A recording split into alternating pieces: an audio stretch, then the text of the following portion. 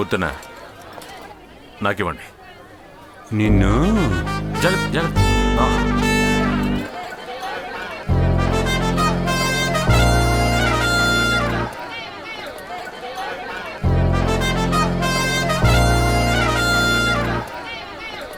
తప్పకోండి తప్పకోండి తప్పకోండి. వీడి పేరు దాసు. కంచర్లపాలెమే వీడి సొంత ఊరు. నాన్నా పైకి రా పైకి రా. వీడి నాన్న వీడు నాటుసారా కాచడంలో కింగ్.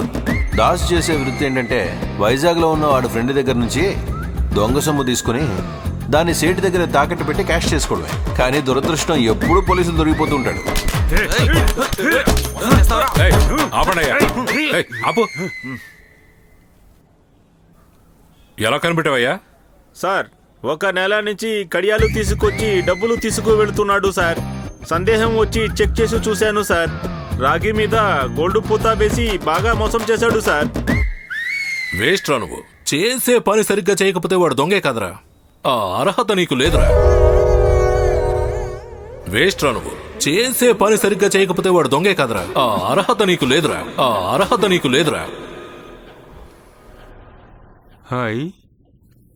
ఎటువంటి అర్హత లేకపోయినా వీడిలోనూ చిన్న టాలెంట్ ఉంది. తాళం కప్పకే తెలియకుండా తాళం తీసేసే అంత ఘనుడు. సార్ ఇలా చూడండి. లాగొకటి పేక ఎప్పుడు సమస్యరా సార్, ఇప్పుడు ఎందుకు సార్ నన్ను కొట్టారు? నేనే నా దగ్గర ఏం అర్హత ఉందా అని ఆలోచిస్తున్నాను. ఆలోచించింది చాలు. సంఖ్యలు ఓపెన్ చేసి ఎంతసేపు అయింది? 2 నిమిషాలే ఉంటుంది. మరి ఇంకా ఏంటి ఆలోచిస్తావు? పారిపోవచ్చు కదరా హీరో బన్నీ. హీరో బన్నీనా? ఒకటి నీ వృత్తి మార్చుకో, లేదంటే నేను మార్చుకుంటా. సార్, ఒక కట్ట పంచాయతీ చేసి కాపాడమని చెప్పండి. నీ పంచాయతీ చేసి నా తల పగిలిపోతుంది. ఒక దొంగ కష్టం దొంగకే తెలుస్తుంది. సార్, తెలియకుండా మాట్లాడేశాను. నాకెవరున్నారు సార్? మీరు తండ్రి లాంటి వారు, ఆయనేమో బాబాయ్ లాంటి వారు. నాటకాలు ఆపరా. నా దగ్గరే వేషాలా? పగిలిపోతుంది. ఏమయ్యా, వీడిని తీసుకెళ్ళి లోపలే. దాసు పద. నాన్నంట. నిన్ను కడిపెట్టి తాళమే. బాబాయ్, సంగిళ్ళు తీసుకెళ్ళండి. కూర్చో. నమస్తే సాబ్. చూడవయ్యా, కోర్టు కేసు అంటే వాడికి శిక్ష మాత్రమే పడుతుంది. మీకు 10 పైసలు కూడా రాదు. వాడితో మాట్లాడి ఒక అమౌంట్ ఫిక్స్ చేస్తాను, తర్వాత తీసుకుందుగా. వీడిని ఏ యాంగిల్లో చూస్తున్నా స్ట్రేట్ లా కనిపించట్లేదే. ఏమంటావు? మీరు ఏమి చేసినా పర్వాలేదు సాబ్. ఖచ్చితంగా చేస్తాను. నువ్వు వెళ్ళు. మంచిది సాబ్. నడక చూడు, జుబ్బా వేసుకున్న ఏనుగులాగా ఉన్నాడు. ఏమయ్యా సుబ్బయ్య, సార్ ఆ దాసుని ఇలా తీసుకురావయ్యా. నువ్వెలా వచ్చావురా? ఆ మున్సిపాలిటీ బండి ఎప్పుడు వెళ్ళిందో అప్పుడే వచ్చాను సార్. అవును, 5 డజన్లు కడియాలి కదా, బాగా వెయిట్ గానే వేసావు. ఏం చేశారు? అరే మీరు ఒకరు. ఇన్వెస్ట్మెంట్ చాలా హెవీగా ఉంది. కాస్ట్యూమ్స్ అన్ని కొత్తవే. చూడండి, వచ్చిన దానికి దీనికి సరిపోయింది. పెద్ద బిజినెస్ మ్యాన్ లా మాట్లాడుతున్నావు. ఆదాయం ఖర్చు గురించి చెప్తున్నావు. అది వదిలేండి సార్, మనకి నెక్స్ట్ పెద్ద ప్రాజెక్ట్ కూడా ఉంది. ఫుల్ గా సెటిల్ అయిపోవచ్చు. వెళ్ళండి సార్, వెళ్ళండి.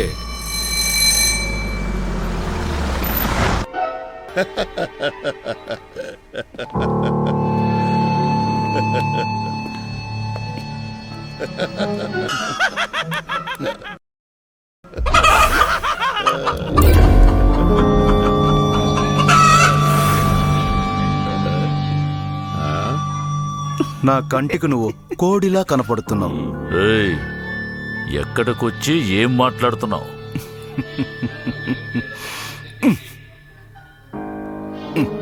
అన్నీ తెలిసే వచ్చాను.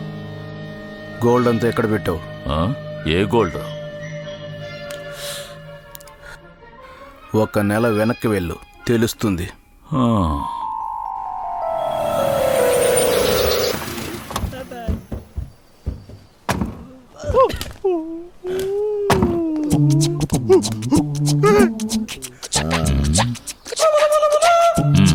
అన్నగారు పార్కులో ఉన్న విగ్రహం అమ్మాయి విగ్రహం. రై పోజువు. అదే అదే అదే ఆ శిలని అలాగే తీసుకుని ఇక్కడికి వచ్చాయి. దానికి బదులు మా నాయకుడి శిలని అక్కడ పెట్టాలి. బుర్రకెక్కిందా? ఏంట్రా?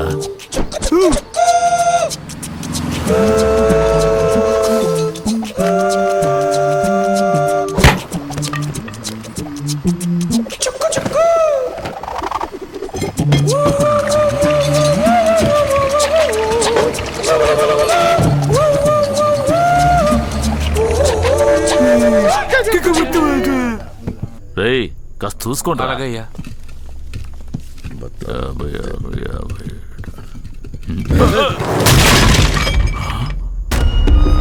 విగ్రహంలో బంగారమా?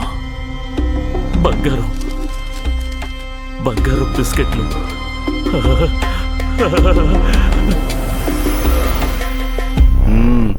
ఇప్పుడు గుర్తుకొచ్చిందా మిశ్రా దగ్గర నువ్వు చూపించిన గోల్డ్? నేను బంగారం కొట్టు పెట్టాను. బిస్కెట్లు నా దగ్గర ఉన్నాయి. ఆ బిస్కెట్లో ఉన్న జోకరు కొంచెం వెనక్కి వెళ్ళిందనుకో, అందులో మిశ్రా మొహం కనపడుతుంది. ఓ అదా, అది నా స్నేహితుడిది. మంచి పార్టీ దొరికింది, నేనే గోల్డ్ అమ్ముకుంటానని బయలుదేరాడు. ఇప్పుడు ఎక్కడున్నాడో ఎలా ఉన్నాడో నాకేం తెలీదు. ఒక నిమిషం బాస్, సార్ ఒంటికి టెన్షన్ అస్సలు పనికిరాదు. ఏ రోజైతే గోల్డ్ కనపడకుండా పోయిందో ఆ రోజే బీపీ, షుగర్, చెత్త చెదారం అన్నీ ఒంట్లో చేరే. చెప్పండి బాస్. దొంగతనం చేసిన దగ్గర ఉంచావంటే నువ్వు చాలా గొప్పోడయ్యా. ఏంట్రా నా దగ్గరే ఆటలా? ఇలా చూడు రాయప్ప, 2 రోజుల లోపల నువ్వే వచ్చి గోల్డ్ అప్పగిస్తే బాగుంటుంది.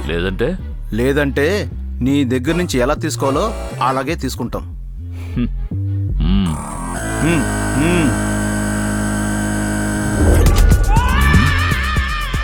ఫీలింగ్స్ రవి.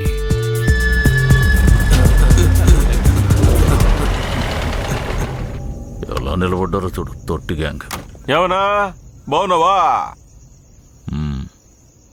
ఎవరున్నా ఇప్పుడు వచ్చి వెళ్ళిందా? అది అలా ఉంచు. రే రాకీ, కారులో సరికంతా భద్రంగా ఉంది కదా? కారు ఎవరి చేతిలో ఉంది? రాకీ అన్నా. రాకీ అంటే ఏమనుకున్నావా? సరుకు మొత్తాన్ని కార్ పార్ట్స్ లో భద్రంగా దాచిపెట్టాను. మదన్ గాడు సరుకుని భద్రంగా డోప్ రవికి చేరిస్తే చాలు, పోలీసులు దొరికినా డ్రైవర్ మదన్ గాడే దొరుకుతాడు. మనం ఎప్పుడు సేఫే. రేపు రేసులో కారు దుమ్ము దులుపుద్ది కదా? రేపు నీ డ్రైవర్ మదన్ని చూడు, గాల్లో ఎగురుతాడంతే.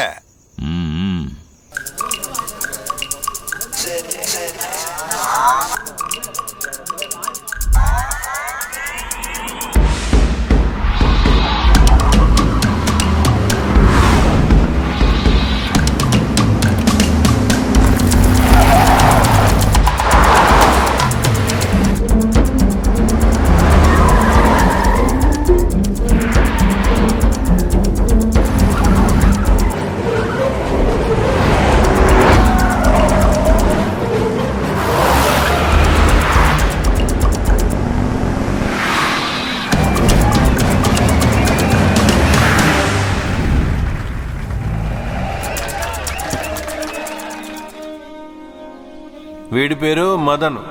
వీడు కంచర్లపాలెంకి చెందినోడే. పెద్ద కార్ రేసర్ అవ్వాలని ఆశ. రాయప్ప ఇంట్లో డ్రైవర్గా పనిచేస్తున్నాడు. రాయప్ప ఏ పని చెప్పినా ముందు వెనక ఆలోచించకుండా చేసే అమాయకుడు.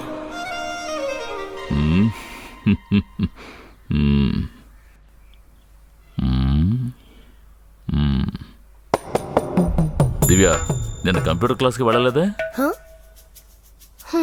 ఎవరు చెప్పారు? కళా చెప్పింది. నిన్న కళా ఇంటికి మహేష్ బాబు వచ్చాడట, నమ్ముతారా? ఎందుకు నన్ను అనుమానిస్తున్నారు? ఇప్పుడు అది కాదు సమస్య. ఓ మంచి సంబంధం వచ్చింది. ఇది అబ్బాయి ఫోటో చూడు. ఇదిగోండి కాఫీ. చెప్పవే.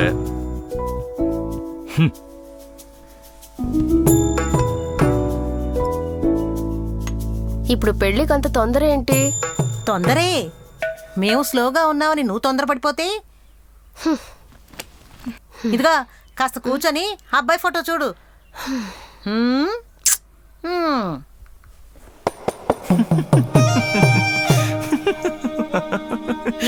అసలు నీలాగే మౌనరాగం సినిమాలో సీరియస్నెస్ తెలియకుండా కార్తిక్ రేవతి దగ్గర నవ్వుతూనే ఉంటాడు, చివరికి చంపేస్తారు.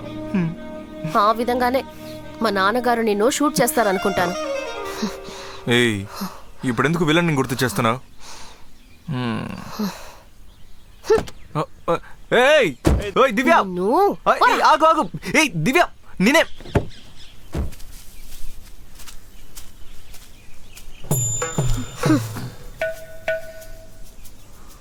ఇంకా 6 నెలల్లో కాలేజ్ అయిపోతుంది. త్వరగా ఎక్కడైనా నన్ను తీసుకువెళ్ళిపో, లేదంటే దేవదాస్లా కుక్క వెనకాల తిరుగుతూ ఉంటావు.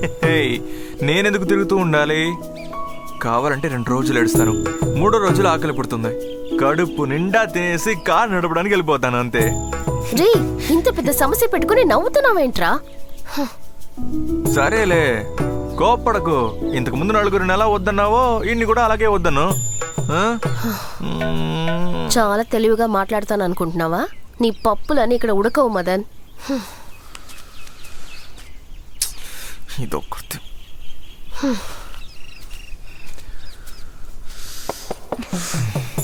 ఇలా చూడు దివ్య, కారు నడపడం తప్ప నాకేమీ తెలియదు. వేరే పని నేర్చుకో, ఈత కొట్టడం నేర్చుకో. నీళ్ళలో దిగడమే భయం, ఇందులో ఈత నేర్చుకోవాలా? ఇప్పుడు నాతో పారిపోవాలనుకున్నావు అనుకో, ఒకపూట గంజి కూడా దొరకదు. ఏంట్రా, లవ్ చేస్తే అబ్బాయి అమ్మాయిని తీసుకెళ్ళాలి. నువ్వు మాట్లాడి చూస్తుంటే నేనే నేను లేపుకెళ్ళాలనుంది. ఇన్ని మాటలు ఎందుకులే. ఇప్పుడు ఏం చేయమంటావురా? రేపు చెప్తాను.